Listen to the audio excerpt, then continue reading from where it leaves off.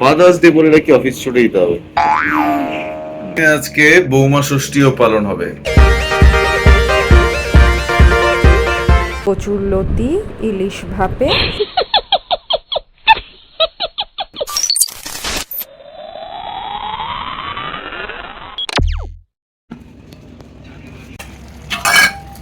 আজকে father's day surprise করে বানিয়েছি কেক।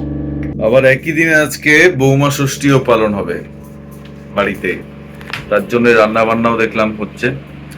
আর এর প্রত্যেক বছরই হয়ে যায়, মোটামুটি বছর 6-7 তো হয়েই গেছে কম করে, তাই তো বলো। অফিস যাবে না, এই ওর 1 পয়েন্ট এজেন্ডা। কেন ফাদার্স ডে বলে। ফাদার্স ডে তে অফিস ছুটি থাকে? গজব কাণ্ড।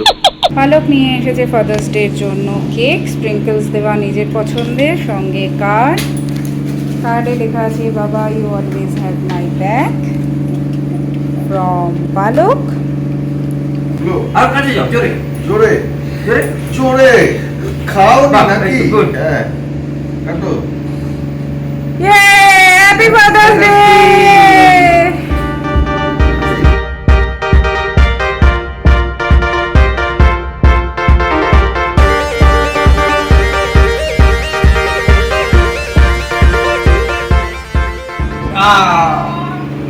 কই নোলো কেক খাও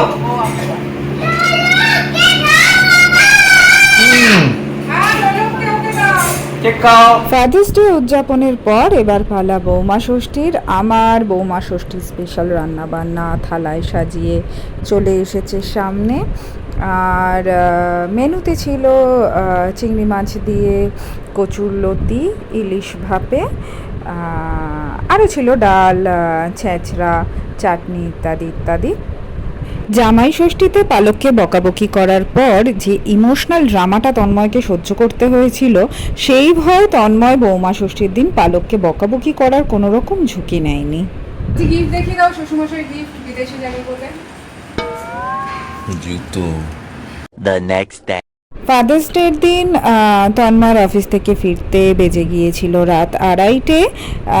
তাই পরের দিন সকালবেলা পালক স্কুলে যাওয়ার আগে বাবার পাশে নিজের গিফটটা সাজিয়ে রেখেছিল।